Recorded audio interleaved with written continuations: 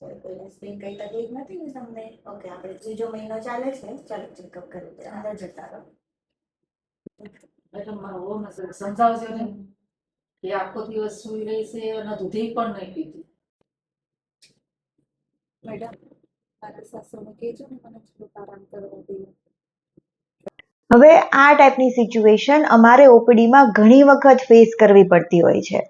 આવી કન્ડિશનમાં બંને બાજુ સમજણની જરૂર છે. સૌથી પહેલા તો આપણે એ સમજવાની જરૂર છે કે પ્રેગ્નન્સી એ કોઈ બીમારી નથી, રાઈટ? તો પ્રેગ્નન્સી દરમિયાન કન્ટિન્યુઅસ બેડ રેસ્ટ કરવાની કોઈ જરૂર નથી. તમે તમારું રૂટીન વર્ક કરી શકો છો. આ સિવાય તમે જો વર્કિંગ હોય તો તમારા ડોક્ટરની સલાહ પ્રમાણે તમે તમારી જોબ પણ કન્ટિન્યુ કરી શકો છો.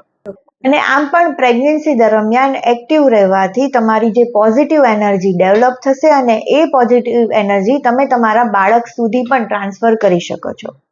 સામેની બાજુ ફેમિલી મેમ્બર્સે પણ સમજવાની જરૂર છે કે પ્રેગ્નન્સી દરમિયાન શરીરમાં ઘણા બધા હોર્મોન્સના ચેન્જીસ થતા હોય છે, જેના લીધે થાક લાગવો, વીકનેસ આવવી, ઊંઘ આવી, ઉબકા જેવું થવું, ખાવાનું ના ભાવવું, આ બધી જ સમસ્યાઓ એક પ્રેગ્નન્ટ લેડીને થઈ શકે છે. તો ક્યારે પણ પ્રેગ્નન્ટ લેડીની સરખામણી બીજા જોડે ના કરવી, ઘરમાં પોઝિટિવ એન્વાયરમેન્ટ બનાવી રાખવું. જો આ વિડીયો તમને યુઝફુલ લાગ્યો હોય તો તમારા ફ્રેન્ડ્સ અને ફેમિલીને જરૂરથી શેર કરજો.